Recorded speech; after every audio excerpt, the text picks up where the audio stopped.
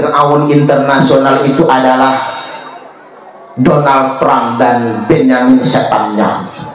Kita bangga dengan Pak Presiden Prabowo dengan lantang dan berani pidato di PBB. Tepuk tangan dulu. Iya dong. Itu gak gampang, itu resiko. Pidato begitu itu resiko.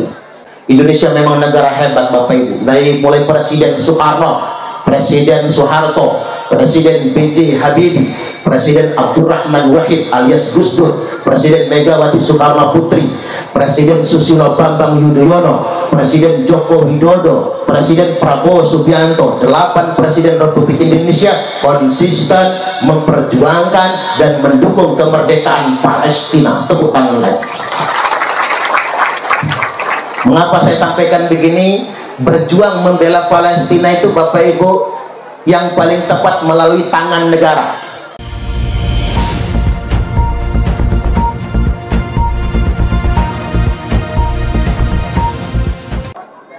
Amma ba'du. Yang terhormat Kepala Desa Harapan Jaya Bapak Susalit Cokro Aminoto. Itu Susalit itu apa tuh Pak? Awas loh kalau Susalit jadi susah dan pelit. Boten ya.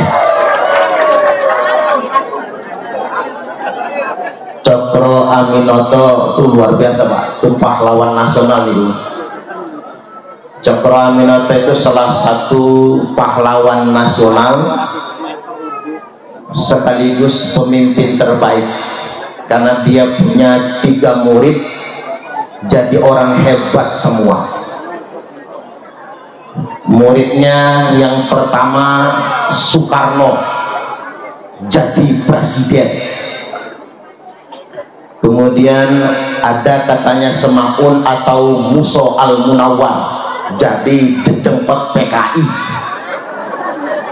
Lalu muridnya yang berikutnya SMK Sekar Madi Marjan Karto Suwiryo DITI. Jadi kalau nama kita Cokro Aminoto tapaulannya ke sana biasanya jadi orang besar, minimal jadi Kades Harapan Jaya. Alhamdulillah. Bu Kades mana Bu Kades? Bu Kades. Pak Kadesnya ganteng loh Bu. Kalau kemana-mana kawanin banyak janda di Harapan Jaya ini ya. Selanjutnya yang saya hormati Legislator DPRD Kabupaten Pesawaran Bapak Renaldi. Yang mana Pak? Oh lebih ganteng nih Pak Renaldi ini kayak orang Belanda ya. Bule gitu, wajahnya bule gitu, kayak Jermanan begitu. Semoga Pak Renaldi sukses selalu ya. Memang Pak Renaldi harus rajin-rajin hadir di kegiatan masyarakat, namanya wakil rakyat ya. Jadi kalau ada kejadian yang tidak diinginkan umpama chaos, nanti kalau pas penjarahan rumah Pak Renaldi pasti aman, pasti aman. Karena Pak Renaldi paling bermasyarakat. Sekarang itu harus hati-hati membuat pernyataan, takut jadi masalah Bapak Ibu. Hari ini agak kecele Sekda Provinsi Lampung, saya baca di media dia membuat pernyataan nanti kendaraan yang nunggak pajak tidak bisa ngisi BBM. Hati-hati, jangan ngomong begitu, jangan ngomong begitu. Rakyat itu kalau punya duit pasti bayar pajak, gitu. Kalau rakyat nggak bayar pajak berarti nggak punya duit. Jadi itu harus terkoreksi karena saya baca di media itu apa wartawan yang ngegoreng wallahu a'lam. Kita juga jangan buru-buru nyolot, itu jangan, tersulit jangan. Tapi memang bagus kita mengapresiasi Pak Renaldi yang sebagai wakil rakyat, walaupun ibarat kata Belanda masih jauh, pemilu masih tangih loh. Pemilu legislatif tingkat daerah itu kayaknya bakal dipisah. Jadi Pak Renaldi nanti jadi anggota dewan 7 tahun Pak, kalau jadi dipisah itu. Jadi pileg tingkat kabupaten provinsi itu nantinya tidak di 2029 tapi 2031 itu. Lebih lama. Dimaksud saya walaupun Belanda masih jauh, perang masih lama, tapi konsisten hadir di tengah-tengah masyarakat untuk memberikan pencerahan kepada masyarakat. Sekali lagi kita doakan Pak Ranaldi semakin sukses. Amin. Amin ya rabbal alamin. Selanjutnya yang kami hormati juga hadir membersamai kita Bapak Kepala Desa Pesawaran Indah Pak Muharyanto. Yang mana Pak? Pak Muharyanto. Jadi nanti kalau beliau di tempat beliau ada acara juga, jenengan hadir nggih? Dan beliau juga hadir di acara di desa kita. Selanjutnya yang saya hormati guru kita Al Ustadz Ismail Humaidi, sinten? Kemudian Al Ustadz Ahmad Kamaluddin. Selanjutnya yang kami hormati Bapak Kepala Dusun Mekarsari Bapak Sumarman. Yang mana Pak Marman? Sumarman kali Suparman mirip ya Pak. Jadi dengan Sumarman kalau Suparman ya. Selanjutnya Bapak Ustadz Astari. Sinten Pak Astarinya? Oh gitu. Pak Ustadz Astari selaku PPN Desa Harapan Jaya. PPN itu tukang ngawinin apa tukang kawin ya? Oh, tukang pencatat ya. Kalau dulu tuh petugas pencatat nikah ya, pembantu ya, pembantu. Kalau PPN kan pembantu. Kalau sekarang ini penyuluh ya, penyuluh, penghulu. Selanjutnya yang kami hormati Ketua Pengajian Al-Hidayah Rayon, yakni Ibu Sutarsi. Mana Bu? Ibu Sutarsi beserta segenap jajaran pengurus Majelis Taklim Al-Hidayah.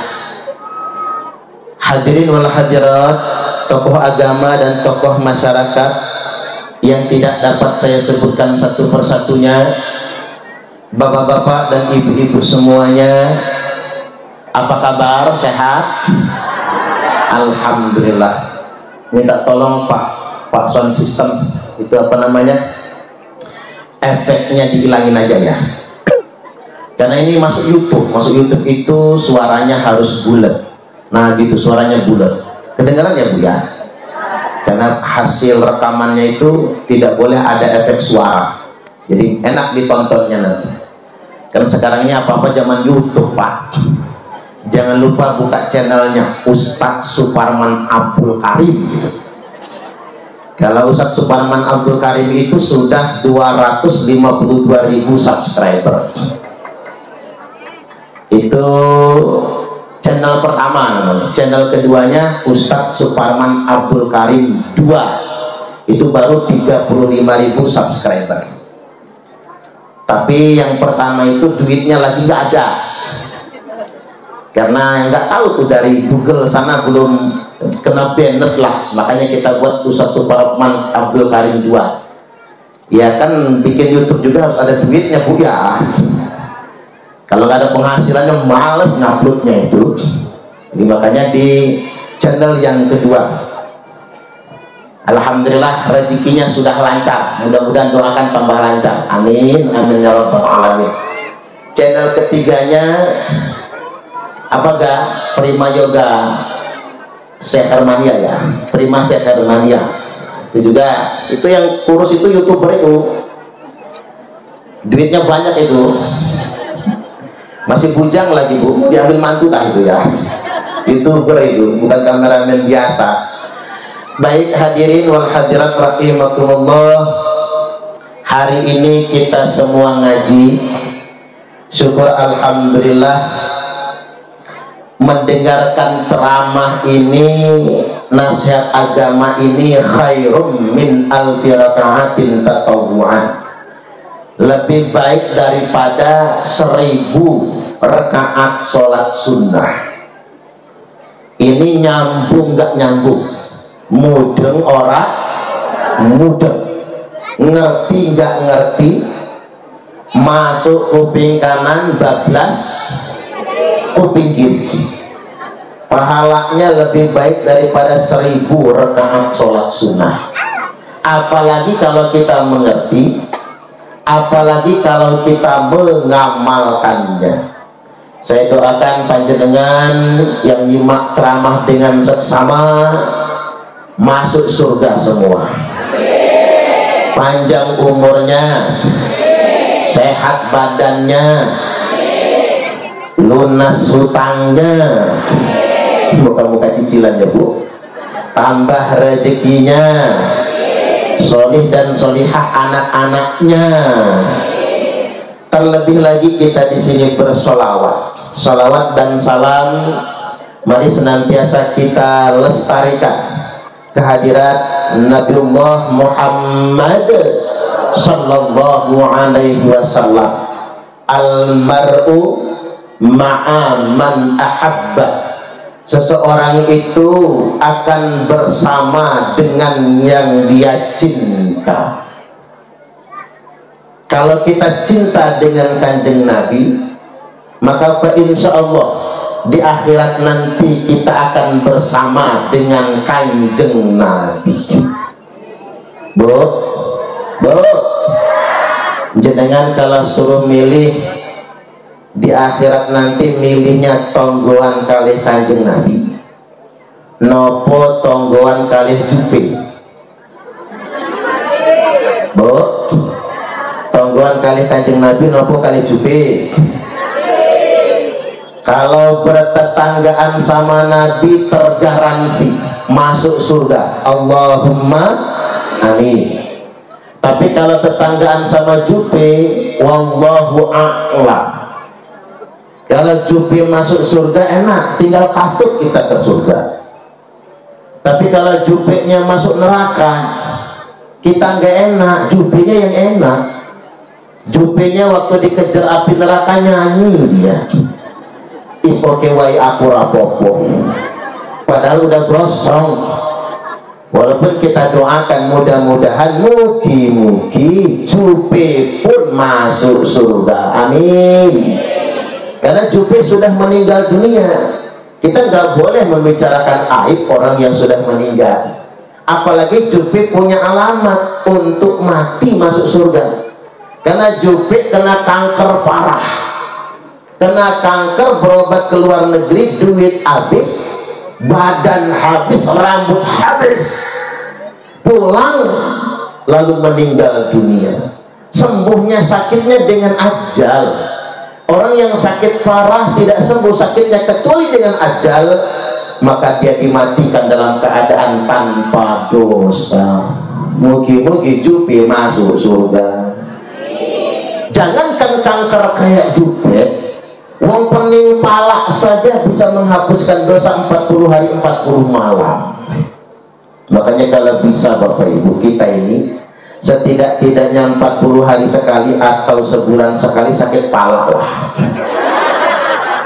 Terutama tanggal tua ya. Di sini ada tanggal tua nggak sih? Adanya Pak Ceklik mungkin di sini ya.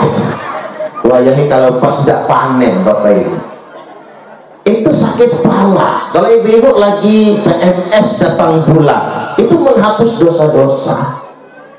Artinya memang segala yang Allah berikan kepada kita ini, kalau baik kita syukuri, kalau tidak baik itu musibah, menjadi kafarat atas dosa-dosa kita semua. Sekali lagi mugi-mugi sungguh gara-gara ngaji hari ini Allah tetapkan kita semua di surga nanti tonggoan kalih kanjeng Nabi. Allahumma amin, amin ya rabbal alamin. Halo, nah, saya diatur lagi ya. Perasaan saya kalau duduk kok ngantuk, saya yang ngantuk ya. Apa karena kurang tidur ya? Jadi kalau berdiri hilang ngantuknya. Baik hadirin wal hadirat, bapak-bapak dan ibu-ibu rahimakumullah. Pada kesempatan kali ini saya hendak menyampaikan tentang peringatan, yakni peringatan yang tertulis di tongkat Nabi Musa alaihi salam. dalam kitab Madarijus Su'ud. Kitab Madarijus Su'ud ini adalah syarah kitab Maulid Al-Barzanji. Kitab Maulid Al-Barzanji ini adalah karangan Sayyid Zainal Abidin bin Hasan bin Abdul Karim Al-Barzanji. Halo. Kalau ini kan nama asmane Suparman Abdul Karim Hasan. Suparman bin Abdul Karim bin Hasan. Suparman niku asmane kula. Abdul Karim nama bapak, Hasan nama kakek. Karena sunahnya kan kalau orang Arab pakai 3 nama. Nama kita, nama bapak, nama kakek. Makanya kalau ngasih nama anak yang singkat aja, Suparman, Sumarman, singkat aja biar nama bapak dan kakeknya katut di belakangnya. Orang sekarang itu bikin nama kan kepanjangan. Dita Leni Rapiah, Dita Leni Rapiah. Ya bagus namanya, mudah juga dihafal kan. Jadi nama itu jangan panjang-panjang. Makanya orang dulu disertakan nama orang tua. Nah, Sayyid Al-Barzanji itu namanya itu ngikut nama orang tuanya. Jadi Sayyid Zainal Abidin bin Hasan bin Ja'far bin Hasan bin Abdul Karim Al-Barzanji, atau Sayyid Zainal Abidin itu nama lainnya, kemudian Ja'far nama yang terkenalnya, bin Hasan. Nah, kalau bin Abdul Karim, tapi beliau bin Hasan bin Abdul Karim, cuma bolak-balik ada nama itu, Al-Barzanji. Kalau kata Mbah Maimun Zubair Al-Maghfurlah, wasiat Mbah Mun, ini Mbah Mun yang wasiat bapak, kita lestarikan saja Barzanji, karena itulah sanad guru-guru kita. Bahkan Mbah Mun menyarankan tidak usah pakai simtudur orang, pakai saja yang sanad kita biar nggak diudat-udat orang, yakni Barzanji atau Dibai. Sanad kiai-kiai kita tuh Barzanji, Dibai, itu yang dipakai oleh kiai-kiai kita dulu. Ini Mbah Mun loh Pak, ini dawuh Mbah Mun.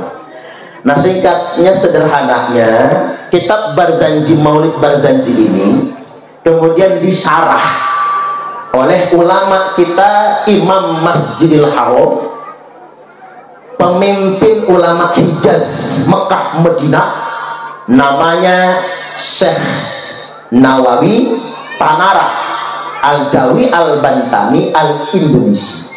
Asli orang Indonesia.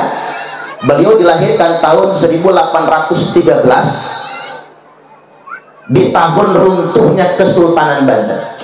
Jadi ketika Kesultanan Banten dibubarkan oleh Belanda tahun 1813, lahirlah keturunan Maulana Hasanuddin, keturunan Kesultanan Banten, namanya Syekh Nawawi Tanara, yang kemudian dikejar-kejar oleh Belanda. Akhirnya beliau munggah haji, nggak pulang lagi ke tanah air karena dikejar-kejar oleh Belanda. Itulah sebab Syekh Nawawi Tanara mukim di Mekah dan jadi Imam Masjidil Haram dan menjadi pemimpin ulama tanah Hijaz. Halo, orang Indonesia itu pintar-pintar loh Pak. Orang Indonesia itu pintar-pintar, jadi pemimpin ulama Hijaz, Mekah dan Madinah, Imam Masjidil Haram. Dan beliau sampai wafat tidak bisa pulang ke tanah air karena dikejar-kejar oleh Belanda. Puncaknya terjadi tahun 1888. Halo? Tahun 1888 itu puncaknya, yakni ketika terjadi peristiwa geger Cilegon, di mana Senekor Gronye, ulama Belanda bersama Mufti Batavia memfatwakan tentang perlawanan rakyat Nusantara melawan Belanda atau VOC itu termasuk perbuatan yang sia-sia, gurur kata mereka, guror kata mereka. Maka lantas kemudian terjadilah peristiwa geger Cilegon. Makanya Syekh Nawawi nggak bisa pulang ke tanah air, tapi jadi ulama besar di tanah suci Mekah Al-Mukarramah. Dalam kitab Madarijus Su'ud ada peringatan. Ini peringatan untuk kita semua, termasuk buat saya, buat Pak Kades, buat Pak Dewan, buat panjenengan sedulur, kita semua. Satu kalimatnya di tongkat Musa ada tulisan begini: kullu sultanin la ya'dilu fi sultanihi wa huwa wa fir'aun sawa. Semua pemerintah yang tidak adil dengan pemerintahannya, maka dia dan Fir'aun sama saja. Bu, tapi jangan nunjuk muka orang ya, nanti Pak Cokroaminoto ditunjuk lagi karena kampleng jenengan. Ini kan bukan buat nunjuk orang. Kayak dulu kan ada yang ngomong begini, Jokowi Fir'aun. Akhirnya kalau ketika dia ngomong Jokowi Fir'aun, bukan Pak Jokowi yang dibully, yang ngomong Fir'aun yang dibully. Kan ini kan tidak boleh untuk nunjukin muka orang, nggak boleh. Ini kan cermin untuk kita. Kalimat yang kedua, wa kullu alimin la ya'malu bi'ilmihi wa huwa wa iblisu sawa. Semua orang alim, kiai, ustaz, guru, doktor, profesor. Nah ini buat saya nih, buat saya, buat mubalik yang tidak ngamalkan ilmunya, maka dia sama iblis sama saja, gegoh gawah sami mawon podo wae sarwa kene semagikinah samu saja. Tapi jangan nunjuk muka orang loh, nanti Pak Kaum yang ditunjuk lagi ya, Pak PPR. Ini buat cermin buat kita. Kemudian yang ketiga, wa kullu ghaniyyin la yantafi'u bimalihi wa huwa wa qaruna sawa. Semua orang kaya yang hartanya nggak manfaat, maka dia dengan Qarun sama saja. Tapi nggak usah nunjuk orang sugih, nggak usah. Ini cermin juga. Yang paling nggak enak yang nomor 4. Wa kullu fakir la yasbiru ala faqrihi wa huwa wal kalbu sawa. Semua orang miskin, orang fakir yang tidak sabar sama miskinnya, maka dia dengan anjing sama saja. Oh kasar amat ya Bu ya. Anjing itu bahasa halusnya apa sih? Asu ya Bu ya. Asu nopo kiri nopo segawon. Waduh. Tapi jangan nunjuk muka orang Pak. Kalau nunjuk muka orang jadi masalah ini. Kamu melarat ya, udah melarat, nggak tahu sholat, anjing kamu ya. Dibaca orang kita jadi macam-macam. Semua 4 kalimat tadi ingat, bukan untuk nunjuk orang, tapi cerminan untuk kita semua. Ayo kita bercermin terhadap 4 kalimat ini tadi. Nah, sekarang kita ulas satu persatu. Kalimat yang pertama, kullu sultanin la ya'dilu fi sultanihi wa huwa wa fir'aun sawa. Semua pemimpin yang tidak adil terhadap pemerintahannya, maka dia dan Fir'aun sama saja. Ini peringatan buat kita semua menjadi pemimpin yang terbaik. Kita doakan pemimpin kita menjadi pemimpin yang amanah semua, amin. Pak Renaldi ini kalau dari garis wajahnya itu bisa jadi bupati loh Pak. Bupati Pesawaran. Ya bisa jadi bupati kalau dia dari garis wajahnya bisa jadi bupati. Makanya tinggal tadi nggak salah loh Pak Renaldi. KDM itu Pak Renaldi partainya apa? Nah itu kan Pak KDM itu Gerindra juga tuh. bisa jadi contoh itu Pak Renaldi. KDM itu, tahu KDM nggak sih Bu? Bapak Aing cenah ya. Mudah-mudahan Bapak Aing jadi presiden ya. Tapi habis Pak Prabowo kata Pak Renaldi.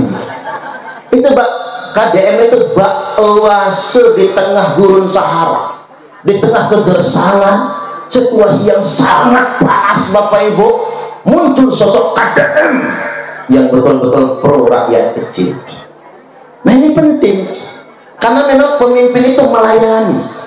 Rasulullah Shallallahu Alaihi Wasallam bersabda, Sayyidul qaumi khadimuhum. Pemimpin suatu kaum itu adalah pelayan rakyatnya. Kita hidup di zaman di mana pemimpin harus jadi pelayan. Nabi Shallallahu Alaihi Wasallam dulu dilahirkan di suatu masa bangsa Arab jahiliyah, peradaban dunia, di mana pemimpin adalah raja, pemimpin adalah ndoro, pemimpin adalah majikan, pemimpin adalah tua. Pemimpin itu harus dianggap sebagai ndoro, harus dianggap sebagai raja yang disembah oleh rakyatnya. Di tengah-tengah peradaban jahiliyah yang sedemikian rupa, muncul seorang utusan Allah, yakni Nabi Allah Muhammad Sallallahu Alaihi Wasallam. Kemudian beliau bersabda, Sayyidul qaumi khadimuhum. Pemimpin suatu kaum itu bukan raja, pemimpin suatu kaum itu bukan ndoro, pemimpin suatu kaum itu bukan majikan, tapi pemimpin suatu kaum itu khadimuhum, adalah khadim, pelayan bagi rakyatnya. Keren. Makanya ada kawan saya Pak Renaldi baru kepilih jadi anggota dewan di 2024. Dari Avanza ganti Fortuner dia. Apa boleh? Boleh, nggak masalah. Langsung punya supir, punya ajudan. Pintunya aja yang bukain ajudan sekarang. Apa boleh? Boleh. Bagus kalau anggota dewan punya supir, punya ajudan, bagi rezeki. Lah saya kesini aja, saya bukan anggota dewan, pengusaha bukan. Tapi saya ngajak 3 ini Pak anak buah ini. 1 tukang foto, 1 tukang syuting, 1 tukang bawa mobil. Kalau jenengan ngasih 500.000, pas cepet-cepet bagiannya itu. Iya kan? 100 untuk saya, 100 buat solar, 100 yang 300 buat mereka itu. Ya nggak masalah, nggak masalah. Bagi rezeki dia begini. Ya nggak apa-apa, anggota dia juga punya ajudan. Tapi yang jadi masalah itu divideoin, lagi dibukain pintu, divideoin, lalu dipamerkan. Itulah masalahnya. Dipamerkannya itu, ditonton orang banyak, itu namanya meriayeni arep dindoro agen. Udah sih low profile aja, apa adanya, nggih. Kita di pondok santri kita ajarin adab Bapak Ibu, tapi nggak boleh juga berlebih-lebihan. Karena kiai itu bukan doro, kiai itu orang tua yang ngasuh anak. Harus begitunya kita paradigma berpikirnya. Kita kembali kepada konsep nubuah. Sayyidul qaumi khadimuhum. Pemimpin suatu kaum itu adalah pelayan rakyat. Yakinlah begini. Kalau Pak Renaldi, Pak Cokro Aminoto, Pak Cokro itu manggilnya Pak Susah, atau Pak Cokro ya? Pak Cokro ya. Cokro itu kalau kata orang sekarang, Cokro itu katro ya. Cokro amat sih ya, katro itu berarti Pak. Tidak apa-apa Pak Kades, ngomongin katro tidak apa-apa. Kalau bahasa gaulnya Cokro itu kan katro enggak? Orang Jawa katro. Anak gaul ngomong Cokro katanya gitu ya. Padahal Cokro itu nama bagus. Jadi kalau Pak Renaldi, Pak Cokro komitmen melayani masyarakat, menolong masyarakat, jelas. Wallahu fi aunil abdi ma kana al abdu fi auni akhihi. Dan Allah akan senantiasa menolong hambanya selama hambanya mau menolong saudaranya. Jadi kita niatkan menolong. 1, niatkanlah menolong selagi kita bisa. 2, mudahkan urusan orang lain yang berurusan sama kita. Ngapunten, kadang-kadang mau tanda tangan tuh susah banget. Maaf para nanti kalau jadi bupati ya Pak ya, jangan susah betul mau tanda tangan urak. Harus pakai duit dulu baru urak gitu. Lah kan memang tugasnya kalau bupati kan begitu kan. Emang tugasnya, jangan dipersulit. Kalaupun kita nggak bisa nolong orang, belum mampu, kayak Pak KDM itu kan royal banget ya, karena beliau punya YouTube ya wajar banyak duitnya. Belum bisa juga memudahkan urusan orang lain, mungkin ada kendala. Minimal nomor 3, jangan ngambil hak orang lain. Kita di zaman sekarang ini, Bapak Ibu pejabat itu lurus saja, rakyat sejahtera kok. Ini mangga. Waktu mau nyalek Pak Renaldi datang ke Kiai, minta amalan, kasih ayatul kursi 1000 kali sehari. Lagi nyalek ngamalin ayatul kursi. Begitu sudah jadi, ayatnya hilang, tinggal kursinya. Apa kata orang, apa bedanya pil KB sama pilkada? Kalau pil KB lupa jadi, kalau pilkada jadi lupa. Makanya saya salut lah kalau ada anggota dewan hari gini masih ikut pengajian kayak Pak Renaldi, karena London masih jauh soalnya. Tapi nanti kalau 2028, 2029 udah mau jelang pemilu, rame yang datang, tahu, rame yang datang, pasang muka mesem-mesem, luar biasa ramahnya, bukan main. Cuman saya sering sampaikan, kalau caleg ramah sama warga wajar, karena minta dicoblos. Ya Pak ya, caleg nggak ramah, pelit pula, males nyoblosnya itu. Tapi tolong Bapak Ibu, anggota dewan seperti Pak Renaldi itu tidak punya kuasa anggaran. Beliau bukan eksekutif. Jadi Pak Renaldi nggak bisa bangun jalan, tapi beliau bisa memperjuangkan, mengusulkan ke bupati untuk jalan dibangun. Kebetulan bupati yang jadi sekarang ini didukung oleh Pak Renaldi, agak aman beliau usul itu. Apalagi wakil bupatinya Gerindra itu, Antonius, itu kawan saya semua itu. Nandanya kawan, Antoniusnya kawan, masih muda-muda itu. Jadi memang Bapak Ibu bisa ngusul. Makanya salah kalau sama anggota dewan itu minta duit, salah.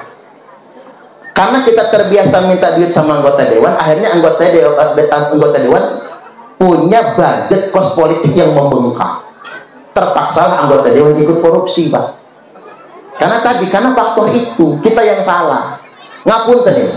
Kalau Pak Renaldi sudah rajin datang ke masyarakat, 2029 pas pemilihan nggak dicoblos, emang udah kebangetan itu, Pak. Karena orang kita ini begini, yang dikasih 5 tahun lalu pasti sudah dilupakan. Yang dikasih 3 tahun yang lalu lupa, nggak diinget nggak? Dikasih tahun lalu nggak diinget, dikasih bulan lalu nggak diinget, yang dikasih minggu lalu nggak diinget, yang diinget yang dikasih tadi malam, besok pencoblosan. Ketar-ketir loh cara itu, serangan Fajar itu ketar-ketir itu bener, ketar-ketir. Kalau ketangkap apa jadinya? Bisa didiskualifikasi loh. Tapi kalau nggak nyoba, percayalah nggak akan dipilih sama rakyat. Apalagi sudah ada sepanduk depan rumah, nggak terima kalau gocap. Kalau 200 gua coblos. Makanya ibu-ibu tuh ada caleg yang ngasih 50.000. Apa kata ibu-ibu? Duit diambil, dikantongin iya, tapi di belakang ngedumel, calegnya pelit. Cangkemnya ngomong pelit, duitnya dikantongin. Begitu ada caleg yang ngasih 100.000, mulai nyengir, makasih Pak, insya Allah nyoblos Bapak, insya Allah. Nggak bisa dipercaya tuh. Begitu ada caleg ngasih 200.000, baru hilang insya Allahnya, siap saya nyoblos Bapak. Begitu ada caleg ngasih 300.000, lain lagi, siap saya, suami saya, keluarga saya nyoblos Bapak semua. Mulai ngajak tuh dia. Begitu ada caleg ngasih 500.000, lain lagi, siap saya nyoblos Bapak. Bapak silahkan coblos saya juga. Kacau. Memang beginilah kita itu Bapak Ibu. Ngapunten ibu-ibu ini, yuk kita jujur-jujuran aja. Dikasih suaminya uang belanja 100.000 sehari, masih monyong. Itu di Bandar Lampung lah, kalau di sini nggak tahu saya. Jangan-jangan pusatnya lagi ya. Dikasih suaminya 100.000 sehari, masih monyong, kurang buat belanja. Tapi dikasih caleg 100.000 buat 5 tahun nyengir. Ini masalah kita. Makanya di Indonesia ini partisipasi politik itu tinggi Bapak Ibu, tinggi sekali. Tapi bukan berarti demokrasinya bagus, malah jelek. Karena kita datang ke TPS bukan karena kesalahan politik, tapi kita datang ke TPS karena dimobilisir. Pakai apa? Duit. Pakai duit. Itu yang membuat kita datang ke TPS. Amerika negara maju, tingkat partisipasi pemilihnya rendah, tapi maju negaranya. Dia sudah tahu, ini jadi bagus semua, udah gak usah nyoblos, udah bagus semua kok. Makanya nggak ada di Amerika Serikat itu caleg kehabisan duit, nggak ada. Makanya terus terang Pak Renaldi, saya jadi gaya pakar politik ini Pak. Saya mendukung pemilu dengan sistem proporsional tertutup Pak Renaldi. Agar ngapa? Hancur Bapak Ibu kita nih gara-gara pemilu terlalu bebas itu. Hancur Bapak Ibu. Hanya berantem sama kawan. Pak Renaldi itu kalau pemilihan nanti berantemnya bukan sama partai lain, sesama kawan separtai. Menjegal kawan seiring, menggunting dalam lipatan, menjadi parah dalam sekali, menjadi duri dalam daging. Ya Pak ya. Kita ini kalau mau maju Bapak Ibu jangan ngubek-ngubek sesama kita sendiri. Cocok atau cocok? Kalau mau maju jangan ngubek-ngubek Pak Cokro terus ya. Ini kadang-kadang Bapak Ibu manggilin LSM, suruh ngelaporin Pak Kadesnya, pening Pak Kadesnya. Nggak bisa kerja lagi didatengin sama LSM itu. Ayo kita maju kayak negara-negara luar tuh maju. Amerika bikin pesawat F-35 dikirim ke Israel, pesawat siluman terbang kemana saja tak terdeteksi radar, saking canggihnya. Iran punya rudal hipersonik, lah Indonesia punyanya cuman santet. Ya karena kita ngandelin santet, kita nggak akan bisa maju Bapak Ibu, nggak akan bisa maju. Seandainya santet itu bisa maju, bagus ya, mending Donald Trump aja yang kita santet sama Benjamin Netanyahu itu ya, mending itu yang kita santet. Mengapa nggak bisa nyantet Benjamin Netanyahu, nggak bisa nyantet Donald Trump? Karena nyantet itu nggak bisa untuk orang jauh, nggak bisa. Nyantet itu hanya bisa dilakukan orang terdekat. Itulah mengapa yang namanya nyantet itu harus pakai barang pribadi yang disantet. Ambil kukunya, kalau dia motong kuku nih, kiranya ambil kukunya. Dia meludah, nah ludahnya ambil. Dia cukur rambut, rambutnya ambil. Gampang ya kan? Rambut gak dapat, ludah gak dapat, kuku gak dapat, pakaian yang sudah dipakai. Apalagi celana dalam lebih bagus itu. Apalagi celana dalam yang udah bolong-bolong itu. Cepet banget. Makanya ibu hati-hati jemur celana dalam. Kalau hilang, jangan-jangan Pak Sumarman lah ya. Ya iya loh Pak, jangan ada yang sudah ngambil, bisa kepelet sampai ya.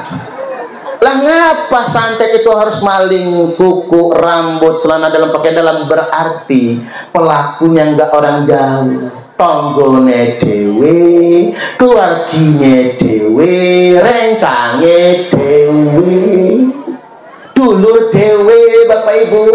Makanya bangsa yang cuman begitu yang nggak maju-maju, mengandalkan iri dan dengki. Panas sama tetangga sendiri, tetangga beli TV, tetangga beli mobil menggigil, tetangga beli motor gemeter, tetangga beli kulkas panas, tetangga beli cek mencret. Jangan ngubuk-ngubuk di situ. Yuk kita sama-sama membangun negara ini. Halo.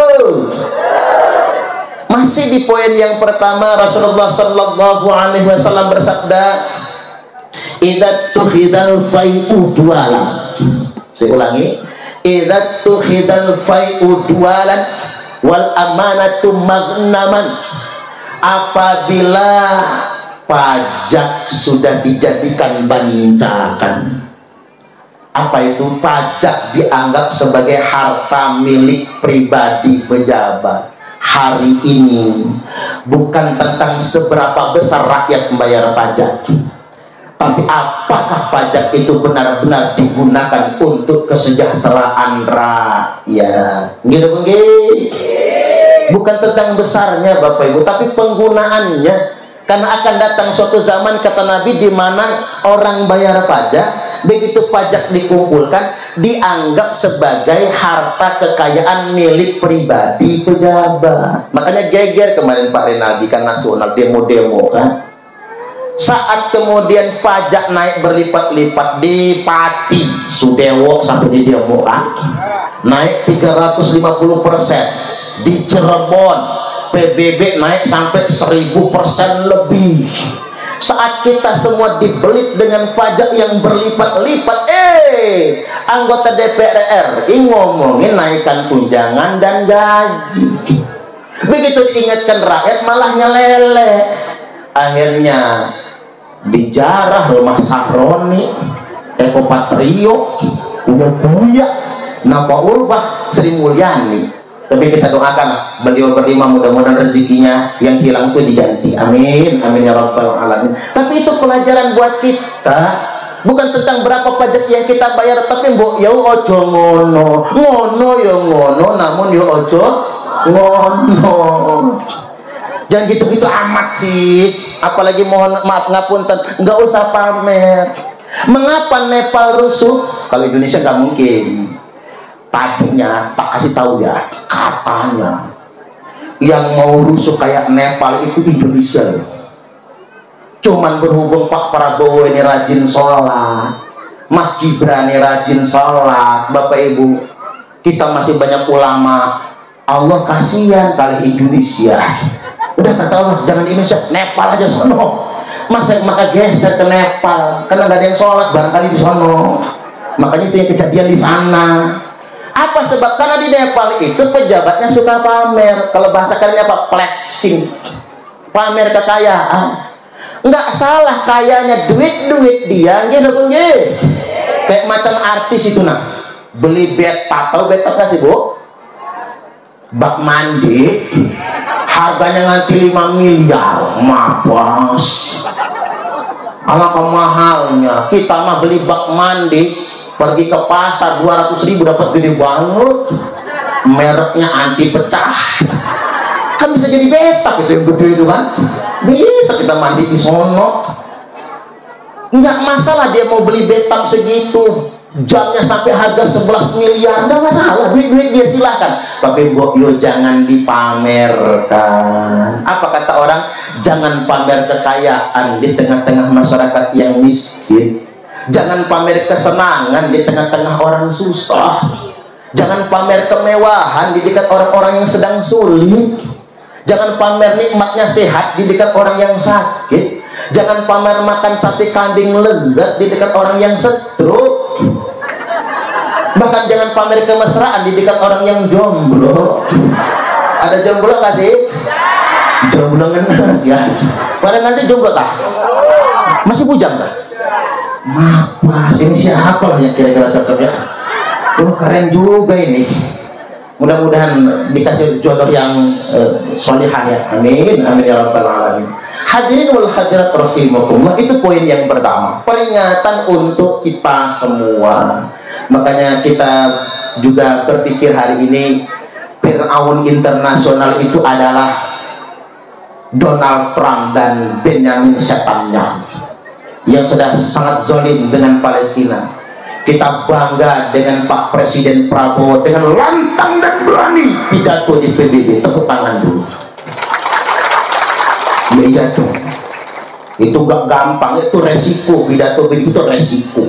Resikonya kita akan dihambat investasi dan lain sebagainya itu. Indonesia memang negara hebat Bapak Ibu. Dari mulai Presiden Soekarno, Presiden Soeharto, Presiden B.J. Habibie, Presiden Abdurrahman Wahid alias Gus Dur, Presiden Megawati Soekarno Putri, Presiden Susilo Bambang Yudhoyono, Presiden Joko Widodo, Presiden Prabowo Subianto, 8 Presiden Republik Indonesia konsisten memperjuangkan dan mendukung kemerdekaan Palestina. Tepuk tangan lagi. Mengapa saya sampaikan begini? Berjuang membela Palestina itu Bapak Ibu yang paling tepat melalui tangan negara. Ini hujan ya, tidak apa-apa, betul-betul ya. Yang kena hujan tak doain masuk surga bukannya ya.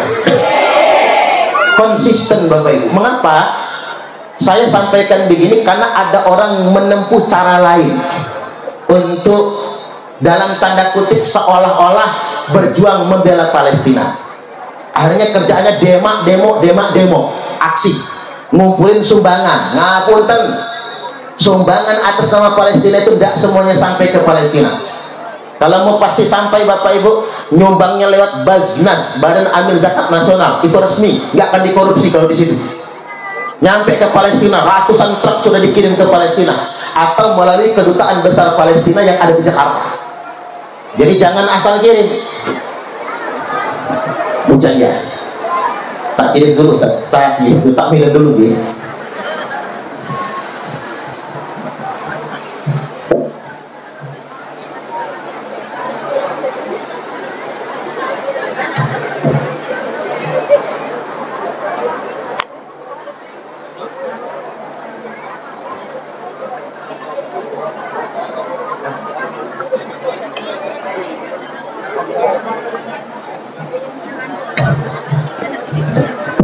Halo, kondisional saja ya. Nanti kalau deras banget ya kita selesaikan. Yang penting kan poin yang awal udah dapat itu. Maksud saya begini, perhatian juga buat tokoh masyarakat Pak. Banyak orang jihad bela Palestina satu, ujung-ujungnya duit UUD, ujung-ujungnya duit ngumpulin sumbangan, ternyata belum tentu nyampe. Yang kedua, isu Palestina dijadikan alat untuk merekrut dari kelompok radikal. Di Lampung betul-betul mengejutkan, remaja umur 18 tahun ditangkap Densus 88 kemarin. Sudah saya tangani, Bu Gubernur juga, Batin Wulan juga sudah hadir bersama saya kemarin menangani konseling Pak, umur 18 tahun Pak.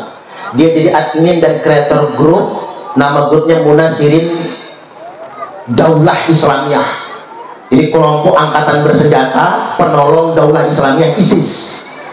Dan mereka sudah latihan bikin bom, latihan merakit senjata Bapak Ibu.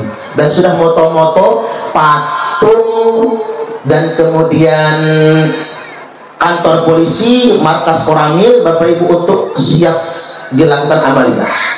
Ini anak kelas 2 SMA di Lampung dan sudah merekrut 15 temannya di situ.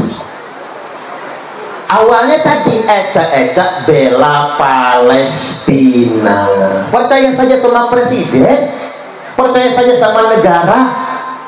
Kalau ada yang nanya kok Indonesia nggak ngirim tentara ke Israel, ya habis tentara kita. Wong mereka senjatanya canggih loh Pak. Israel nah kalau nembak nggak bawa orang, cuman pesawat, nggak ada orangnya, nggak ada pilotnya. Pesawatnya jatuh, orangnya nggak ada yang mati, saking canggihnya. Makanya di negeri ini jangan suka ribut, ayo kita semua akur, sama-sama membangun negara. Insya Allah rakyat jangan ribut, pemerintah jangan korupsi. Cocok atau cocok? Karena ngapa? Demi kesejahteraan rakyat, jangan memperkaya diri sendiri. Satu. Kalimat yang kedua, wa kullu alimin. Jadi kalem lagi, mudah-mudahan ada jadi ya. Aminin dulu doanya lah, aminin. A'udzu billahi minasyaitonir rajim. Bismillahirrahmanirrahim. Alhamdulillahirabbil alamin. Allahumma shalli ala sayyidina Muhammadin wa ala ali sayyidina Muhammad.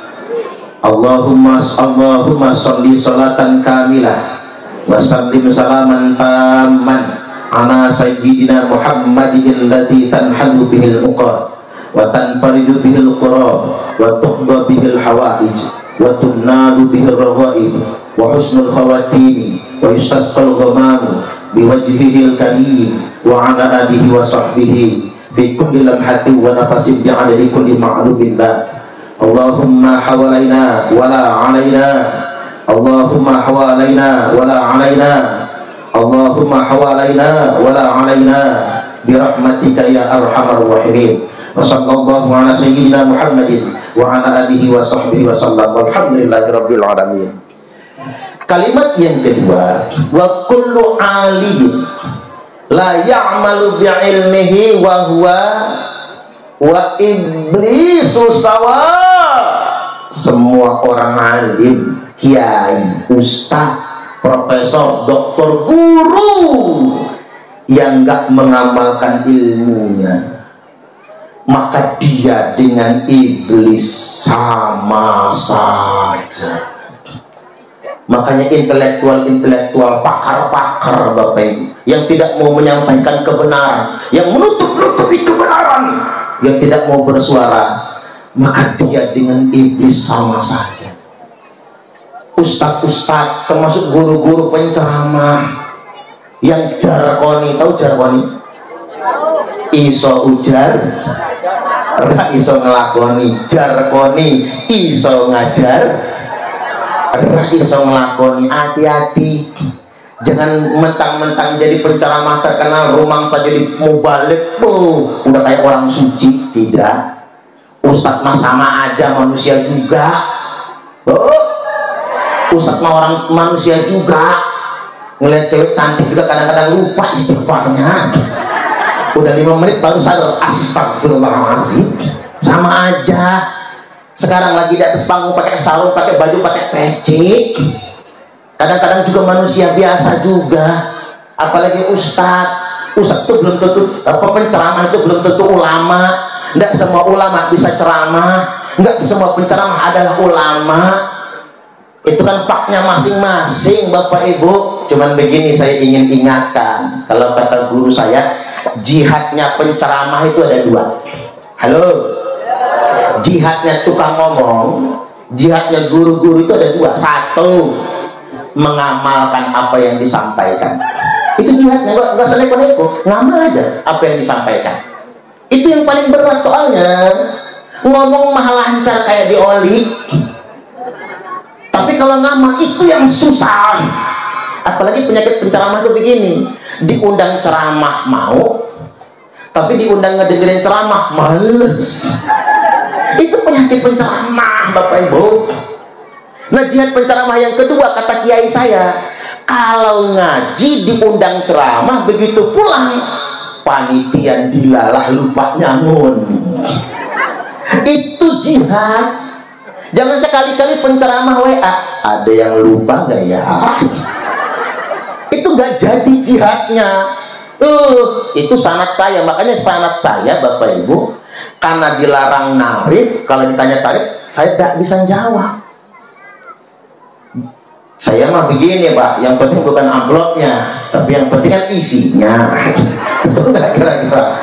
Dilarang narif. Kemudian yang kedua, ini sanad saya soalnya, kalau panitia lupa jangan sekali-kali ditanya. Makanya saya kemana saja pergi pasti bawa duit, karena bahaya kalau nggak bawa duit. Ketiban panitia lupa, bensin gimana ngisinya.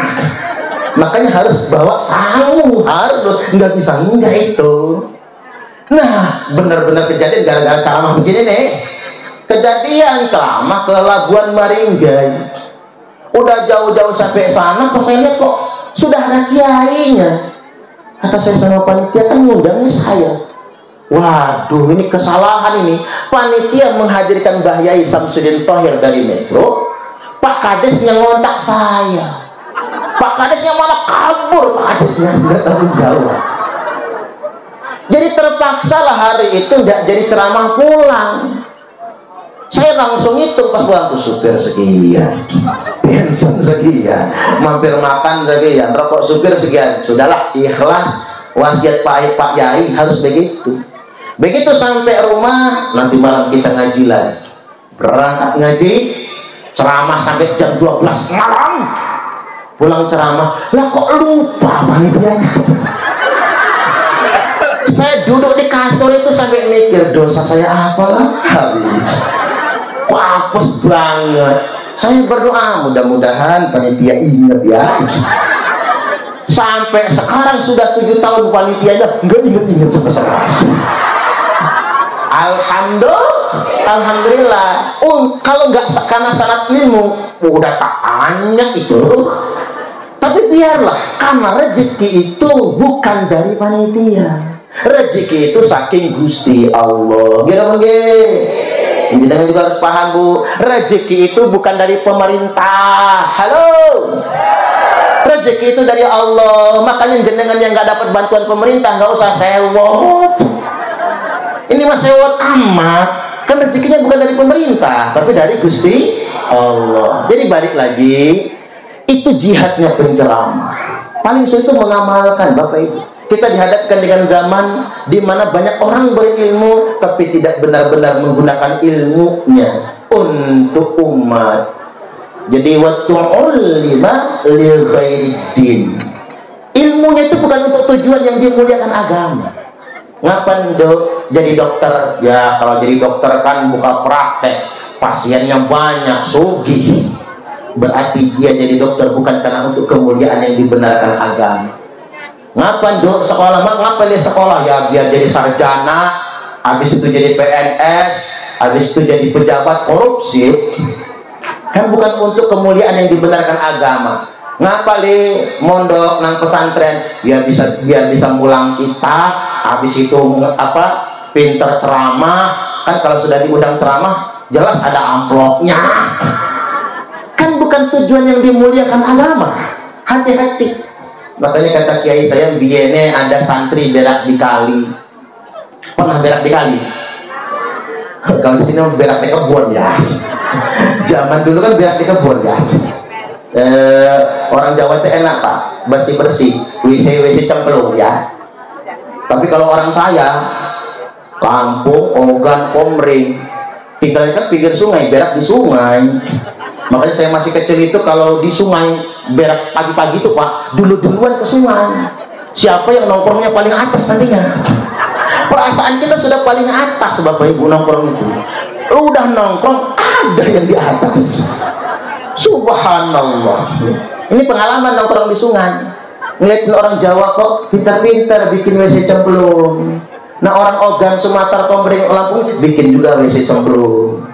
Akhirnya kita pakai WC kloset sekarang itu sudah modern. Makanya kita punya program bebas buang air besar sembarangan. Jadi penting yang namanya kebersihan. Ada santri berak di kali. Lagi berak di kali, disundul ikan. Kecebur dalam kali. Kalau nek iwak wader nggak mungkin bisa nyemplung kan? Pasti gede nih ikannya. Minimal ikan gabus itu segede gini. Santri kesel ngambil jaring diubek-ubek, harus dapat ikannya segede gini. Kata santri, pantesan aku disuruh mati kecebur. Ternyata ikannya segede paha, untung gak salah nyundul dia. Kalau salah habis dah saya. Dibawa pulang ke rumah tapi si santri bingung. Begitu ikannya mau diurus, niki iwai halal nopo haram, karena habis nyundul orang nongkrong. Akhirnya tanya sama Pak Ustadz kalau pada tanglet, tanya apaan? Kata Ustadznya, pulau wau tasik nongkrong di kali, lagi nongkrong disundul ikan, duduk cebur dalam kali. Tapi aku bingung Pak Ustadz, niki iwai halal nopo haram? Kata Ustadznya, nanti dulu kita membuka kitab dulu. Tertulis dalam kitab, itrojulun kesundulun iwaun. Kok kayaknya kenal Pak Ustadz? Rungono katanya. Kalau ada seorang laki-laki kesundul iwa, maka iwaknya haram dimakan. Nggak boleh. Oh ngoten dong. Ya sudahlah, daripada makan barang haram kita pulangin ke sungai lagi. Nanti dulu kata Ustadznya. Masih ada lanjutannya. Wa in ustadun setugelut. Masya Allah, pakai tasdid lagi stugelnya itu. Setugelut. Fahuwa halalun, halal deh nih. Oh, ngomong Pak Ustadz kalau pengen parohan kata dia. Kata Ustadznya, tapi masih ada catatan ini. Di sini disampaikan bahwasanya wa in ustadun kabehun. Ternyata pengen semuanya. Nah ini kan anekdot orang yang ngerti agama tapi mengeksploitasi agama. Hati-hati zaman sekarang Bapak Ibu, orang menipu atas nama agama. Kadang-kadang ngapunten, gurunya, kiainya ngajarin jamaahnya qanaah, lah kiainya nggak qanaah. Kan salah yang begitu. Ngajarin syukur, kiainya nggak syukur. Kan kebalik namanya. Ingat sekali lagi, saya ditampar orang Bapak Ibu. Dakwah sebenarnya bukan di mimbar. Ini tamparan buat saya. Dakwah sebenarnya bukan di panggung-panggung ceramah, tapi dakwah yang sebenarnya ada di tengah-tengah masyarakat yang lemah. Gitu begitu. Kepedulian kita kepada sesama itu dakwah sebetulnya. Dakwah bil hal wa bil mal. Dakwah bil hal wal mal. Dakwah dengan praktek langsung dan dengan harta, memberi kepada sesama. Karena kadang-kadang ngapunten, penyakit kiai sama dengan penyakit polisi. Halo, untung ada polisi di sini ya. Penyakit kiai itu sama dengan penyakit polisi. Dimintain duit dikit mesti dapat duit, dimintain tolong dikit mesti dapat duit. Itu tuh penyakit. Ya walaupun barokah ya, barokah namanya. Tapi ingat Bapak Ibu, kiai nggak boleh juga salah niat. Saya tuh nggak mau ceramah hari ini nanti Pak Renaldi ngedumel, nyeramain gua aja dia nggak ceramain dewe. Enggak, sama kita manusia punya kekurangan semua. Gila begitu, wajib mengamalkan ilmunya. Karena kita dihadapkan dengan zaman sedemikian rupa Bapak Ibu. Muncul orang-orang yang berilmu, yang benar-benar tidak peduli dengan umat, yang dipikirkan cuma dirinya sendiri. Na'udzubillah. Dan yang paling saya kecewa sekarang ini, banyak preman-preman berjubah. Abghadul ibad ilallah. Hamba Allah yang paling dimurkai, hamba Allah yang paling dibenci. Man kana taubu khairan min amalih.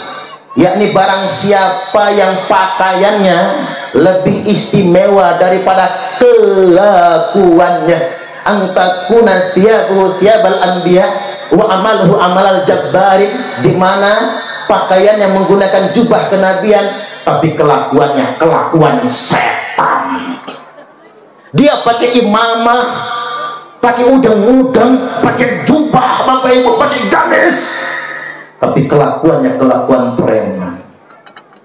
Malah ngaku cucu Nabi lagi zaman sekarang ini Pak.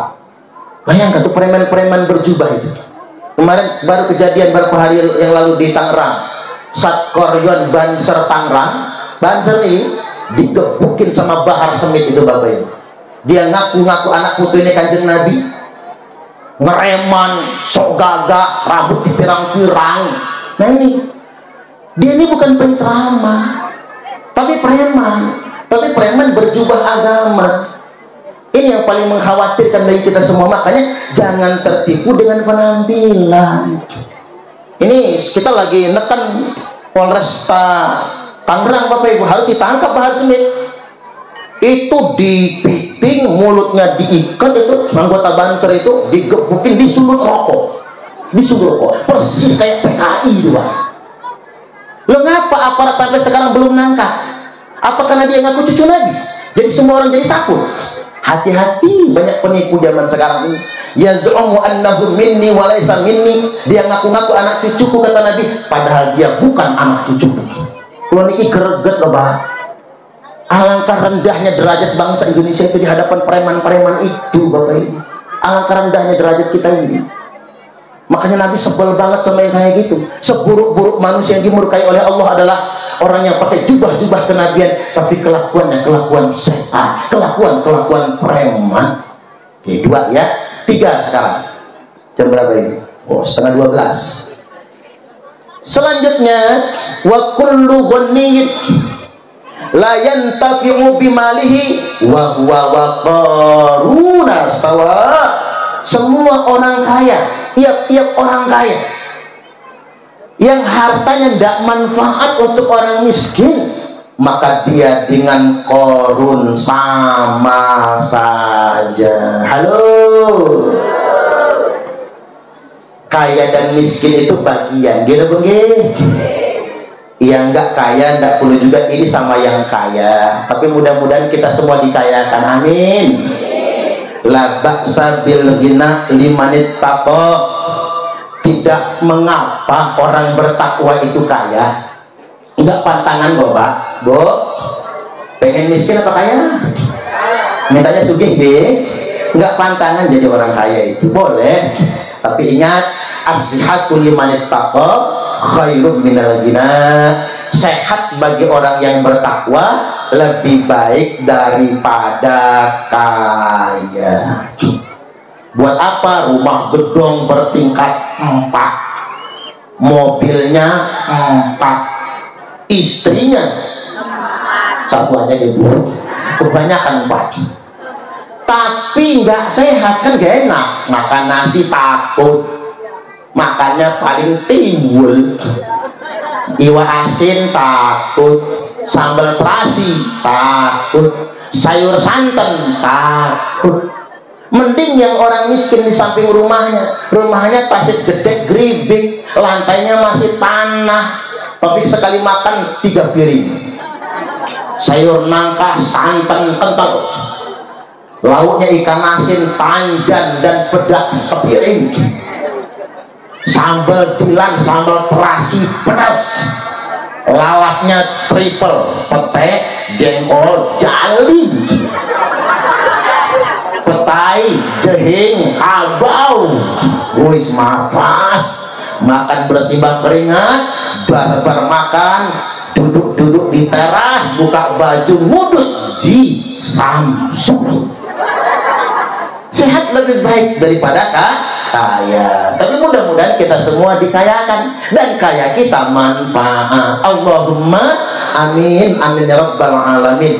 Ada perkataan orang bijak begini, orang kaya bolak-balik umroh dengan alasan rindu rumah Allah, padahal Allah lebih rindu dengan orang kaya yang berbagi dengan fakir miskin.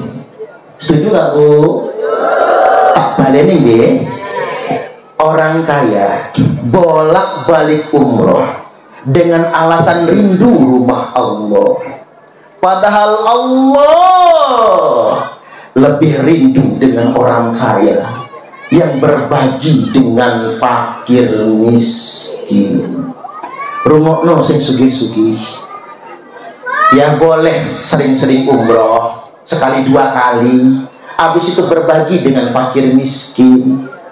Kalau kata Tuan Syekh Abdul Qadir Jilani qaddasallahu sirrahul aziz, sesuap nasi yang engkau berikan kepada orang yang lapar itu lebih baik daripada membangun 1000 masjid jami. Gua nanti keringat tak sekali, keringatnya hampir tak minum soalnya. Kalau minum asin keringatnya.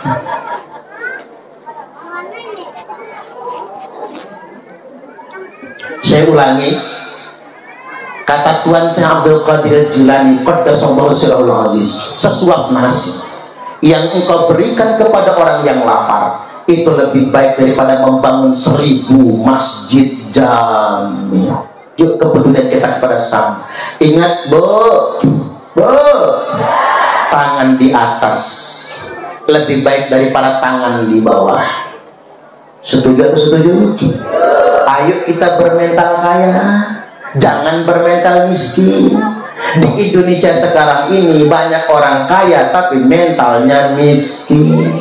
Rumahnya sudah gedong tapi masih nerima PKH. Ya Pak ya. Kadang-kadang mohon maaf, yang paling penting itu Pak Kades wayahe cair bansos. Malah pening jadi fitnah loh. Mending kalau bansos cair sekampung bagi rata aja. Ya Pak ya. Tapi kadang-kadang nggak mencukupi, bingung kan. Ada yang kebagian, ada yang enggak. Mulai mak-mak ngedumel payah sekilit. Pak RT nih, Pak Kadus yang sekilit. Pak Kadusnya Pak Sumarman kan? Marman itu sekilit, keluarganya dapat semua, kita mau nggak kebagian. Istrinya Pak Sumarman yang panas kuping dapat gosip, kata istrinya, Pak berhenti aja jadi Kadus Pak, nggak enak mau omongan orang, mana gaji gak seberapa diomongin terus. Udah kata Pak Sumarman, ikhlas mawon, itu kan jadi pahala. Nanti paling tak usul kali Pak Kades, kalau bansos cair lagi keluarga kita coret semua. Usul sama Pak Kades, begitu cair bansos tahap berikutnya, keluarganya Pak Marman walaupun melarat coret semua, kasih ke orang lain. Apa kata keluarga? Payah nggak guna punya saudara jadi kadus. orang lain kebagian, kita mah enggak. Serba salah Bapak Ibu, buah si malakama. Karena kita mentalnya mental miskin, ngarapnya subsidi, ngarapnya bantuan. Walaupun memang terus terang saja Bapak Ibu, saya ini, tapi ini pendapat ya, jangan sekedar pendapat dan masukan saja. Makan bergizi gratis itu Pak, itu menelan biaya sampai 400 triliun setahun. 400 triliun itu duitnya berapa, nolnya berapa itu Bu? Nggak tahu ya. Itu kalau dengan ketik nang kalkulator, error kalkulator, error kalkulator. Itu Bapak Ibu saking banyaknya. Tapi saya usul saja kali Pak pemerintah, usul gini aja lah, daripada banyak yang keracunan itu ya, daripada rame, kadang-kadang ngapunten tukang dapurnya itu nggak amanah, tempenya sepotong, telur putihnya 2 biji, kelencengnya 2 biji, takut cuman jadi tai. Apalagi di kota itu yang makan porsi itu hanya 10%. Orang-orang kota itu malah dibuang loh Pak, mending makan seblak di kantin dia. Jadi makan begitu daripada buang-buang duit banyak jadi tai. Saya usul kalian Pak pemerintah Bapak Ibu, ganti aja sekolah bebas biaya. SD, SMP, SMA sampai kuliah kalau bisa. Tapi jangan sekolah negeri aja, pondok pesantren juga. Kalau sekolah negeri aja yang digratisin pesantren mah nggak habis santri kita. Pada boyong semua sekolah negeri, hilang santri Bapak Ibu, termasuk pesantren juga. Nah kita berhitung, MBG itu kan cuma 15.000 satu siswa kan, sekali makan. Lah di pondok kita Bapak Ibu 400.000 uang makan sebulan, berarti 13.000 sehari. 13.000 sehari ini Bapak Ibu cuman 3.000 sekali makan. 13.000 uang makan santri pondok pesantren Rahmatul Ummah tiap harinya. Makan pagi, siang, malam, 3 kali makan. 3.000 sekali makan, cukup makan? Ya ada lauknya makan lauk, kalau nggak ada ya pakai seadanya. Ya masih mending lah santri sekarang Pak, masa ada yang masakin, sayur mah ada. Nah zaman kita dulu numis enceng gondok, masih mending ada minyaknya, ya. Numis enceng gondok. Orang tua mah tega zaman dulu, tapi anaknya jadi semua. Orang tua sekarang main protes, menunya apa ya? Oh cuma 13.000 per hari, tapi ada aja rezekinya, pakai telur, pakai ayam Bapak Ibu. Kasih ke pondok 15.000 satu santri, gratis santri Rahmatul Ummah, gratis semua Bapak Ibu. Pondok-pondok maju semua kalau itu terjadi. Atau begini aja, kirim ke ibunya, kan 15.000 satu siswa, kali 20 hari berarti 300.000. Saya usul kali Pak pemerintah, kirim aja langsung ke ibu-ibunya ini 300.000. Kalau ibu-ibu punya anak 4 sekolah semua, 300 kali 4 berapa Bu? Sekitar 200 cair ini Bu. Asal jangan dikirim ke bapak-bapak, jadi udut ya. Ngudut surya terus bapak-bapak nih, khusus ke ibu-ibunya. Atau jadikan pembangunan infrastruktur, bagi satu provinsi 10 triliun per tahun. Kalau 10 triliun per tahun satu provinsi, satu kabupaten 1 triliun per tahun untuk infrastruktur, yakin itu Bapak Ibu mulus semua jalan se-Indonesia yang tercinta ini, sepesawaran tercinta ini malahan. Tepuk tangan dulu coba. Ini usulan bagus ini. Di Cina itu ada MBG, tapi dapurnya di sekolah Pak. Sekolah yang punya dapur, kantinnya juga di sekolah, jadi nggak akan basi dia. Kita nggak punya duit untuk sampai ke arah sana. Balik lagi Bapak Ibu, yang sugih-sugih yuk kita peduli dengan sesama, berbagi dengan sesama, dan mari kita bermental kaya, jangan bermental miskin. Satu ya. Ketiga ya, sekarang yang terakhir, yang keempat sekarang. Wa kullu faqirin la yasbiru ala faqrihi wa huwa wal qalbu sawa. Dan semua orang miskin yang tidak sabar dengan miskinnya, maka dia dengan anjing sama saja. Nah, kita ini boleh hidup sederhana pas-pasan. Yang penting hati kita kaya. Gitu begini. Cocok atau cocok? Bo. Yang penting jadi istri nerimo. Jangan sampai kayak kata orang, ada uang abang disayang, enggak ada uang abang ditendang. Kalau dompet laki lagi gemuk, mau dia dipeluk-peluk. Tapi kalau dompet laki lagi nipis, lakinya megang, bilangnya najis, jijai bajai najong tralala. Papah kerja, mamah belanja. Papah nganggur, mamah kabur ke Malaysia. Cinta tak mengenal warna kulit, tapi cinta mengenal warna duit. Tegak kona'ah, udah melarat hidup gak kona'ah, susah sendiri. Kalau mau dipikir bapak-bapak ini kebahagiaan sejatinya bukan pada mobil mewah, kebun lebar, bukan. Pada akhirnya kebahagiaan sejati kaum lelaki adalah punya istri solihah, punya istri kona'ah. Apa pak? Ngapunten ya mak, nyuwun ngapuro, bapak minta maaf. Emang apa pak? Bapak mau mati ya? Boten mak, gara-gara kawin sama saya kamu jadi susah. Tonggone rencangnya sudah punya rumah, kita masih ngontrak.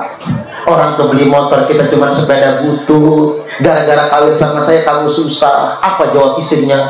Enggak kok pak, aku bangga punya suami kayak bapak. Ada yang kayak gitu? Boro-boro. Apa kata ibu-ibu? Iya, sial saya nikah sama kamu. Coba dulu saya menerima lamaran Pak Cokro, Bu Kades saya sekarang. Ngebanding-bandingin sama Pak Kades. Ada gak mantannya Pak Kades di sini? Ada gak? Allahu Akbar. Susah mau dapet yang kona'ah itu susah. Makanya ibu-ibu jadi istri kona'ah, tak ajarin lah ibu-ibu ini. Ibu-ibu mau masuk surga enggak? Jadi istri kona'ah. Kalau dikasih suami uang belanja 30 juta sebulan, nerimo. Ya iyalah kasih itu mah. Subhanallah. Sekali-kali pak panggil istri, mama, meriki mama. Mulai sekarang mama ya pak ya. Enten opo papa. Mama tasik membersihkan telepon. Selesai ya bu. Enten opo papa. Lenggahin mama. Kirain istri suami mau minta izin kawin lagi nih ya. Karena kok sopan banget, gak seperti biasanya. Rogoh kantongan pak, keluarkan duit 15 juta. Ini uang apa papa? Ini uang belanja mama. Untuk tuku beras, tuku berambang, tuku terasi, ongkos anak sekolah, cicilan kulkas, cicilan seragam pengajian. Kira-kira cukup mama? Yo turah malah papa. Yo nek turah simpen kalih mama. Tuh pak, sisaan uang belanja jangan ditanya lagi pak. Percayakan sama istri. Setuju gak bu? Istri pasti pintar ngatur duit. Bini ngekep 15 juta mau nyimpen ke kamar. Nanti dulu mama, masih ada yang kurang, rogolan kantong kiri pak, ambil 15 juta lagi. Ini apa lagi papa? Ini bonus untuk mama. Capek mama melumah. Capek mama merumati anak. Bonus 15 juta mangkat nang pasar mama. Jangan pulang kalau nggak habis. 15 juta uang belanja, 15 juta bonusnya 30 juta. Mau nggak bu? Mimpi. Mimpinya nanti tidur langit. Ya iyalah pak, yang bisa ngasih istri 30 juta sebulan itu ya anggota dewan lah. Makanya kalau punya anak gadis itu kasih jadiin mantu aja pak dewan ini. Pengusaha bisa 30 juta sebulan, kiai bisa, apalagi wayahnya maulidan. Bisa. Tapi ingat bapak ibu, bapak-bapak, ibu-ibu ini kona'ah, tahulah suaminya di Harapan Jaya. Namanya aja harapan. Kapan jaya? Harapan, kembian yo harapan. ngajarannya yang ngorok yang ngarep enggak apa-apa. Ibu-ibu mah konaah ini Pak, konaah yakin dah saya dari rai-rainya aja tuh rai-rai surga ibu-ibu nih. Cuman ibu-ibu di sini nih paling sebel bah sama laki yang pelit, ngasihnya cuman dikit, itu pun diungkit. Ada zaman sekarang? Mana orangnya? Mana orangnya? Kalau sini orangnya, diungkitnya itu yang gak enak. Itu masalahnya. Kalau masalah qanaah, nggak ada yang bisa mengalahkan qanaahnya wanita Indonesia. Kan ada keterangan begini, at-talaqtu fin nari fa ra'aitu aktsara ahlihan nisa. Aku kunjung ke neraka kata Nabi, dan aku lihat di neraka itu penghuninya rata-rata perempuan. Halo, di neraka penghuninya perempuan, tapi wayahnya pengawasan yang banyak perempuan, bapak-bapaknya mungkin radang ya. Mengapa? Ternyata wanita banyak masuk neraka itu bukan wanita wairati, bukan wanita harapan jaya, bukan wanita Indonesia, tapi wanita Amerika sama Perancis. Orang Amerika itu suami selingkuh, laki selingkuh, suami pacaran, bini pacaran, suami cewekan, bininya cowok. Ya wajar banyak di neraka. Beda, apa-apa tumpahan air berubah. Beda sama wanita-wanita Indonesia. Wanita-wanita Indonesia itu sakit pun dipertahankan demi anak-anaknya. Halo, ini saya takut ini hujannya. Udah kita pinggirin sebentar hujannya, tapi kalau datang lagi terus ini soalnya. Baik, saya masjidnya mana masjidnya Pak? Oh di bawah, lagi dibangun ya. Ngapunten Bapak Ibu, saya ini jadi karena dengar masjidnya masih dibangun, yuk kita nyumbang sekali lagi ya. Tadi kan udah ya, tadi kan buat bayar taruh yang tadi, yang ini buat masjid, beda, ini buat masjid. Ngapunten ibu-ibu yang duitnya sudah habis karena disumbangin tadi sedekahnya, atau lupa bawa duit, saran saya nggak usah minjem teman, nggak usah Bu, takut lupa ngulangi duit kecil itu. Cuman cukup cincinnya aja yang dilepas, atau anting-anting yang sebelah gitu. Silakan, ini buat masjid loh. Man bana masjidan fid dunya banallahu lahu baitan fil jannah. Barang siapa yang membangun masjid di dunia, maka Allah bangunkan istana untuknya di surga nanti. Dengan yang nyumbang buat masjid, rezekinya barokah, kebunnya barokah, anaknya soleh dan solehah, dikuburnya dilapangkan, akhiratnya masuk surga. Amin. Baik, terakhir Bapak Ibu, karena sudah semakin mendung, kita sudah minta tolong sama Allah tadi, pinggirkan sebentar. Alhamdulillah sampai di ujung acara ini belum dikasih hujannya, tapi tampaknya ini bukan lagi mendung tak berarti hujan, ini bakal Jawa ini. Mudah-mudahan hujannya barokah. Amin. Ini saja apa yang saya sampaikan. Sekali lagi kita masyarakat Harapan Jaya terima kasih atas kehadiran Pak Renaldi. Pak Renaldi ini putranya Pak Alzir ya, yang sama siapa? Atu ya, atau Ayah ya. Pas betul ya. Saya kalau sama ibunya saya akrab sekali, karena saya ini masuk timnya Pak Sahrudin dulu. Jadi saya ini sama Pak Sahrudin itu dibawa ke Malaysia, kemana-mana itu. Jadi saya ini tim Pak Sahrudin. Jadi sama ibunya Pak Renaldi ini sudah saya anggap ibu sendiri, sungkem sama beliau. Jadi Pak Sahrudin ini ganteng banget ini. Ganteng. Mudah-mudahan bapaknya dulu gagal dilantik jadi gubernur terpilih tapi nggak dilantik ya. Nanti yang jadi gubernur Lampung biar Pak Renaldi saja. Amin, amin ya rabbal alamin. Baik, sekali lagi Bapak Ibu saya sampaikan, kabarkan bagi yang ada dari Harapan Jaya mau nitipkan anaknya ke Pondok Pesantren Rahmatul Ummah, nanti bisa dikomunikasikan. Ustaz Kamal nanti menyampaikan ya. Kalau ada yang mau, atau ke keluarga kita yang di Banjaran Tanjung Mas ini tiang setri kulo saking Tanjung Mas Banjaran. Jadi istri saya itu cucunya Mbah Balil. Pernah tahu Mbah Balil enggak?